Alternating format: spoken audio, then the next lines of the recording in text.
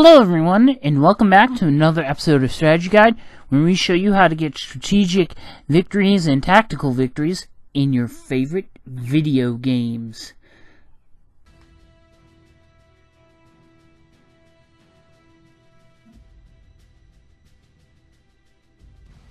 Hey guys, N12, Warthog here, your strategist for Strategy Guide, and today we are playing some more Supreme Commander 2, the part 2 of level 2 of the Illuminate faction campaign. We need 6 for the Boda Boom, and then another 7 for our experimental Sea Hunter. Meanwhile, we're pumping out or overclocking our air and land factory. Remember what I said about enemy units spawning right here? I was right on the money with that last episode when I put that there. Okay. The only thing though is that I've been making land units this whole time, and if I make too much,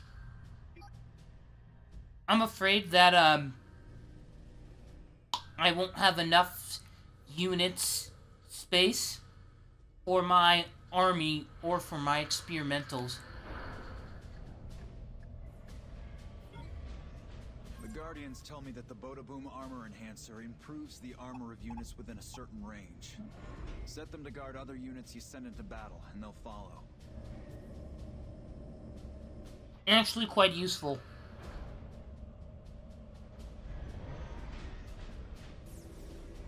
So it gives it like an additional... It sort of like temporarily gives an additional personal shield to any unit that happens to be near it. That's on the same... That's within its army. I don't know if it would affect an ally or like a teammate if you were like in a 2-on-2 skirmish. I haven't really tested that out. Now that I think about it, I might want to do that. Okay. Me too. They just got annihilated. Like, they popped in and they died. Like, they the closest thing to dying on arrival without being dead on arrival.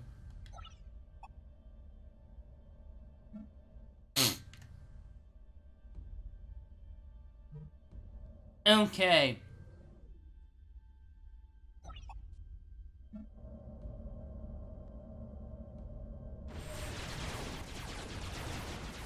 I literally just told them set a ground turret right there, and then they couldn't because of the enemy spawning in. Okay, but now they can build it.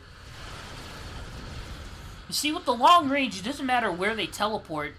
You're gonna have like at least 10 or so turrets that are gonna shoot at you. And that's what I sort of like about this, is that the Illuminate pretty much have the best weapons, not overall, but the best weapons to counter themselves. You teleport in the middle of the base, there are long-range turrets at the borders can just shoot at you.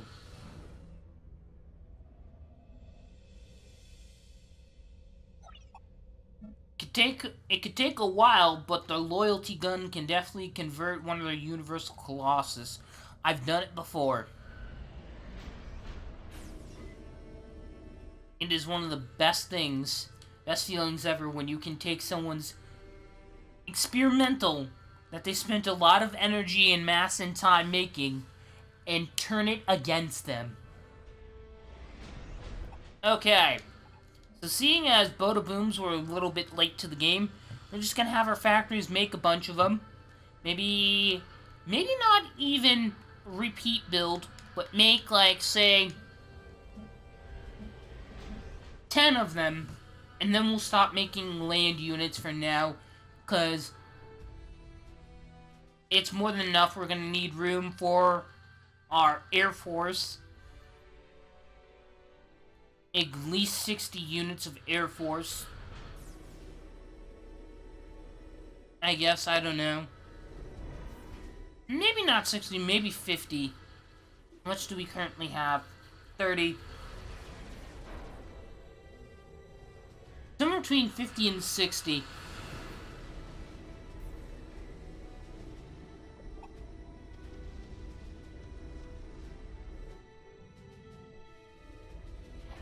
Now, the one thing that would make this go faster, I'm going to take one of these units that's making a that's supporting the land factory, and making another air factory.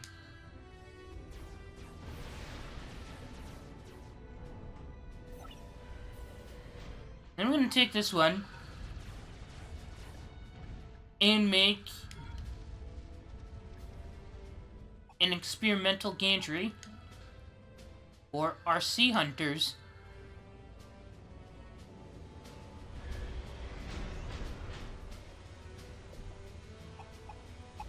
Okay, this one needs everything but the intel. That, repeat build. And we're solid on everything else. Okay. So, you really don't need the air transport, as all of your land units for this attack are going to go directly up the middle, while your air units are going to clip the sides here, take out these wing-shaped platforms here, clip the wings of the enemy, I guess, attack these fortifications here, and these ones over here. Meanwhile, your land units being led by, with the charge being led by land experimentals, or sea hunters, which are designed for naval combat, but their land units are their naval units, and naval units are their land units when you're playing as illuminate. And they'll just go directly ahead and assault whatever's up there and so forth.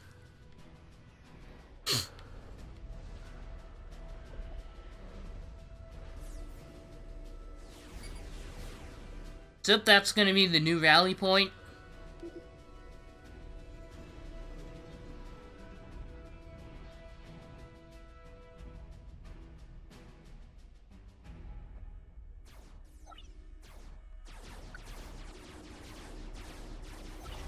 I like these two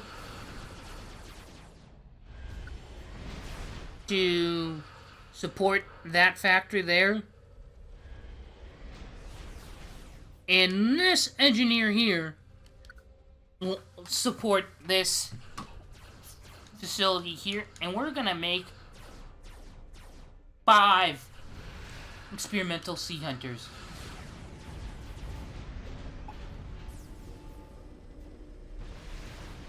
Okay.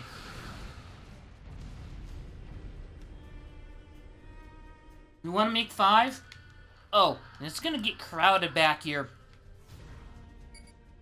So we're gonna tell the experimental sea hunters to go right here.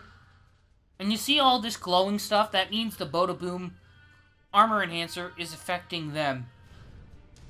And yes, this causes a bit of a lag when I look at that. Holy crap.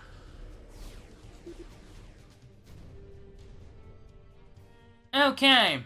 46 is more than enough. What we're gonna do now is go and clear out all AA here. That way, in case I need to fly back my air units, they don't have a problem here.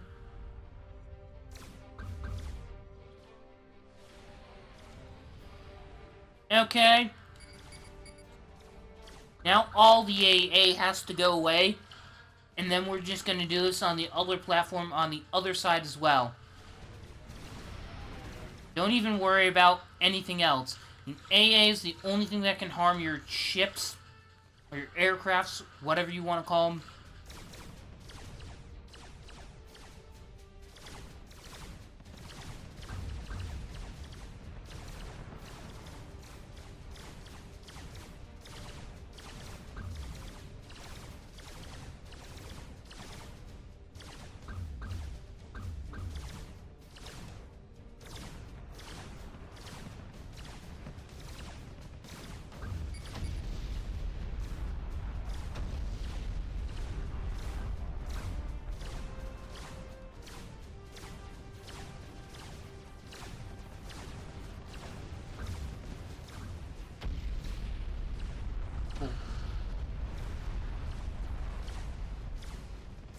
Who the...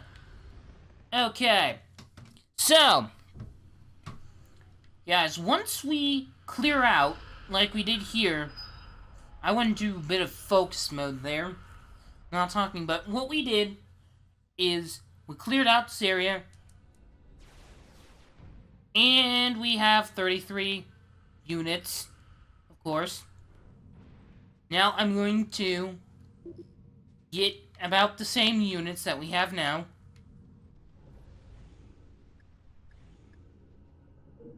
We have everything. I guess I'm gonna buy training for ACU. Probably not really necessary, but you know, just in case. Okay.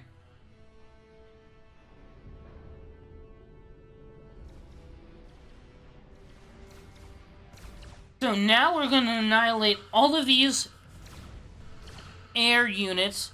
Now, the reason why I preferred to get the land units first is because we already have some.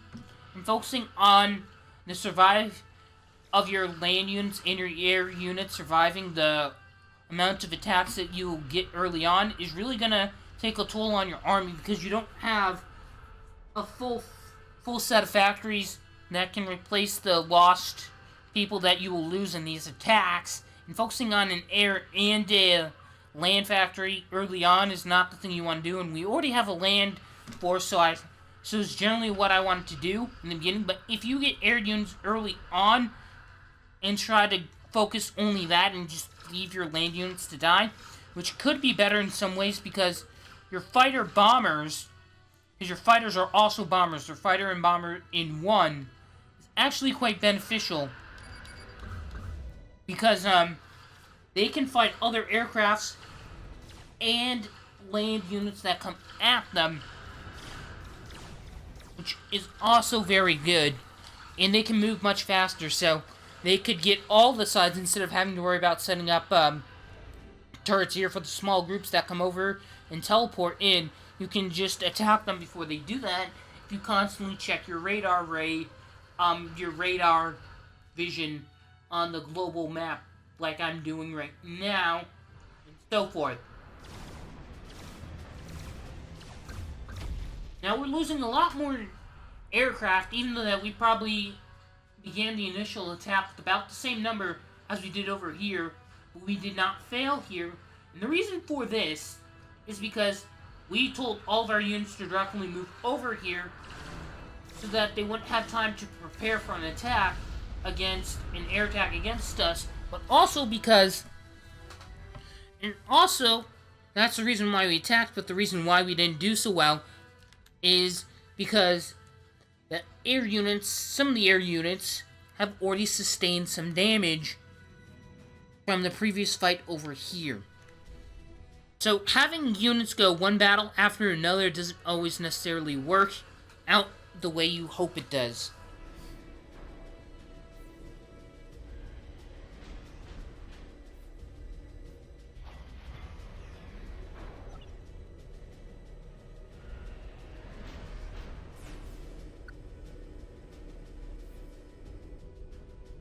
Okay.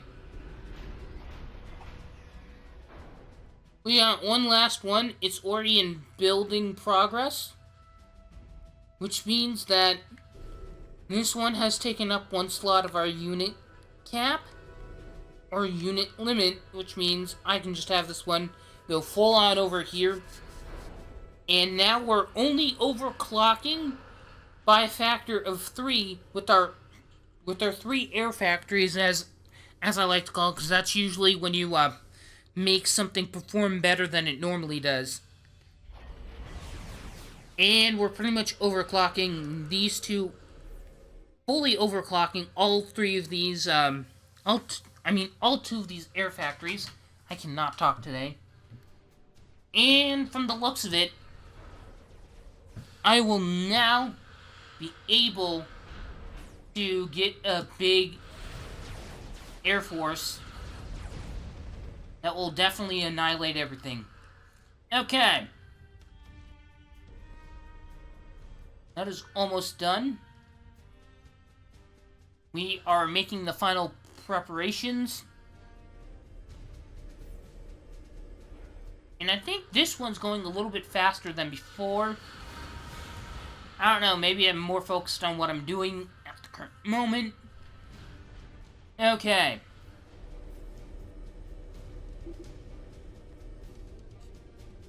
I already weakened most of the AA in this area. Now I'm just going in to finish it off.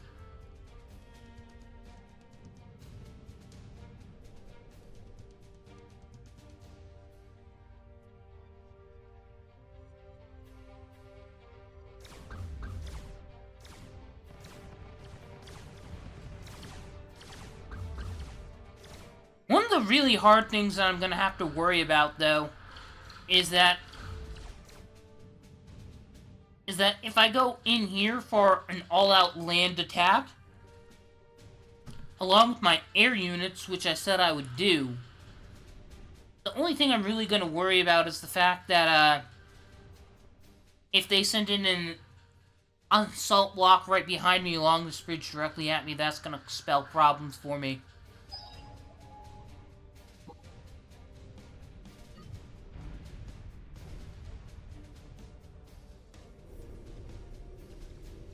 Okay.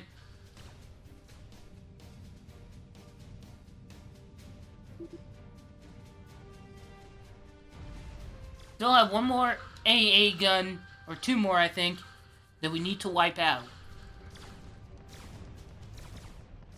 Now we're gonna wait until we reach maximum unit cap with our air units, and then we'll go in for the kill on the enemy base. Actually should be very soon, especially when we're overclocking at maximum overclock capacity for both our air factories.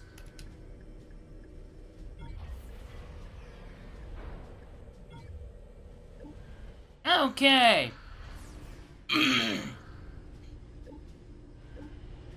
So I pretty much have almost every research thing. For research, for your total score at the end, you can get the last few things that you don't really need for the sake of getting the research things, but it's really not necessary. The top left corner, all of my research points have defaulted to 0 because I've researched everything that I possibly could research at the moment. In skirmish mode, it doesn't do that. We're getting a lot more air units now.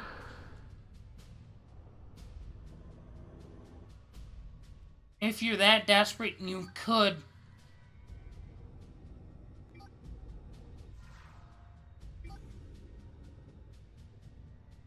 If you're really that desperate, what you could do is, you could tell your,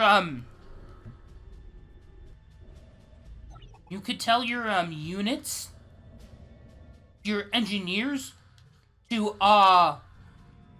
reclaim your research facilities and use the 5 additional things you get from that, or just to get more mass now that you cannot research anything else.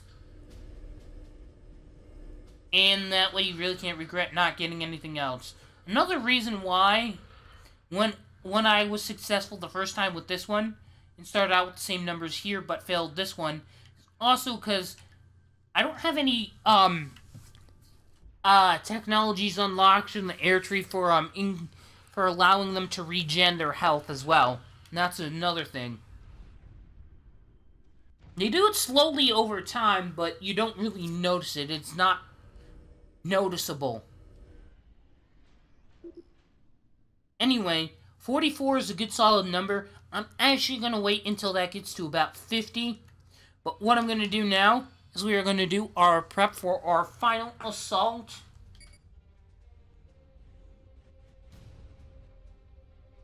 Okay, I'm just going to move these into place.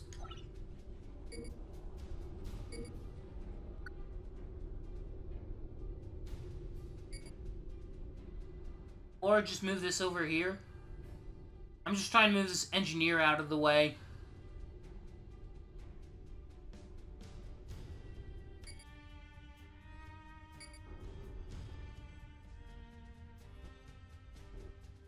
Like you can't do that.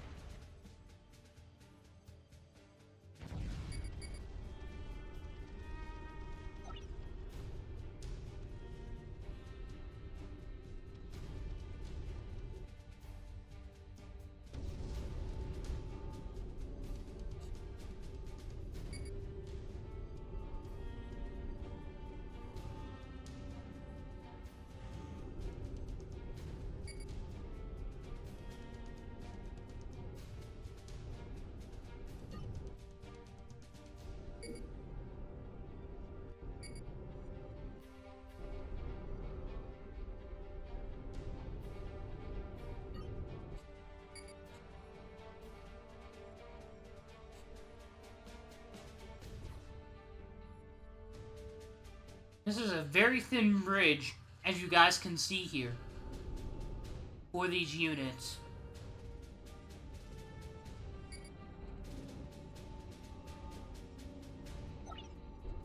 Now I can pretty much get this engineer out of here. And maybe have it build another turret or so.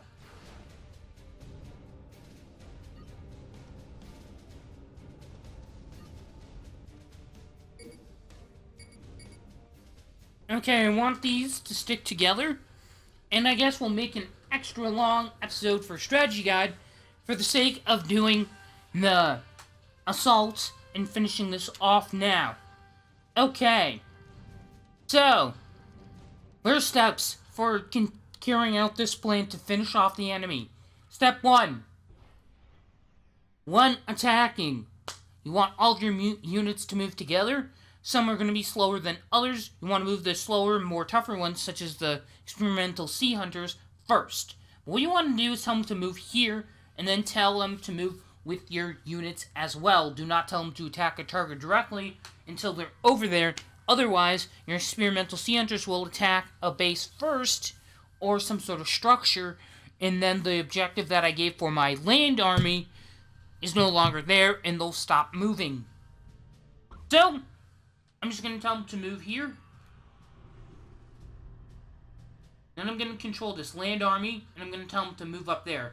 In the meantime, while they start their progression forward, air units are going to start out with that, with whatever structure that is, and attack all the others there. Now I'm going to have my land units come up and support. Be supported. Support our experimental sea hunters. And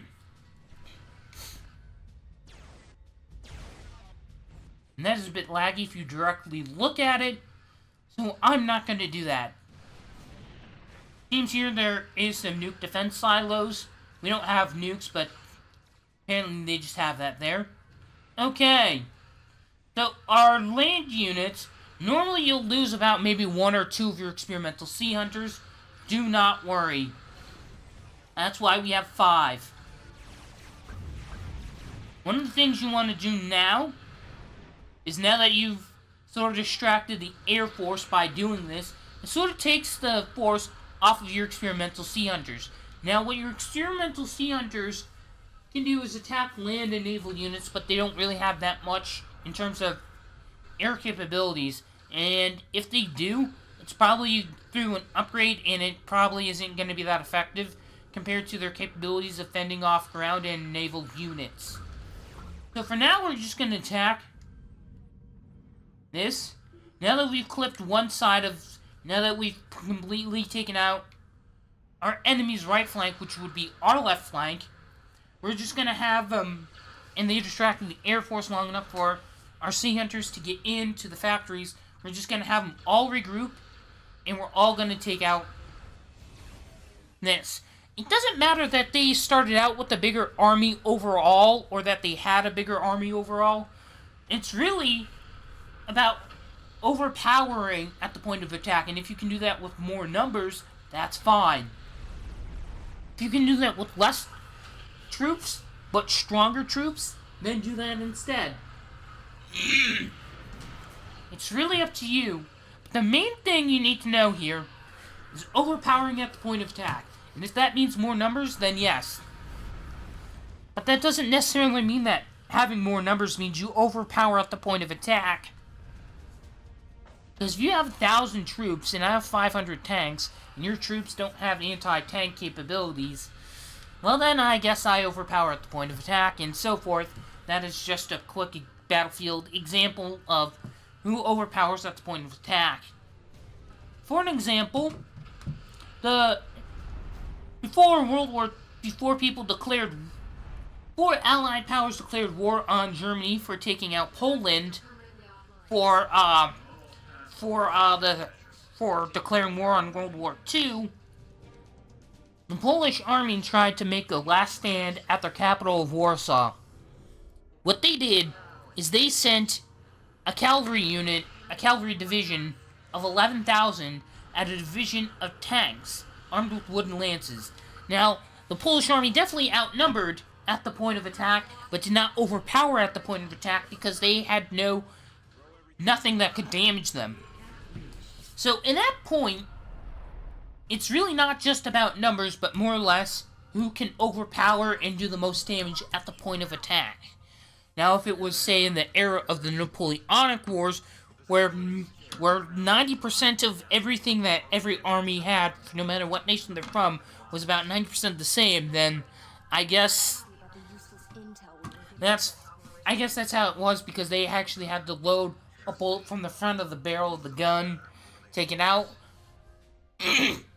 take out their barrel cleaner thingy. It was like a multi-step process, up to like 8 to 9 steps to reload and fire the gun. You had to be able to like fire several shots in a minute, that kind of stuff. But overall, that's really the main thing you need to know for this. So anyway, guys, hope you guys enjoyed watching this episode of Strategy Guide. If you did, taking the time to leave any comments, questions, or feedback for me in the comment section down below would be highly appreciated. And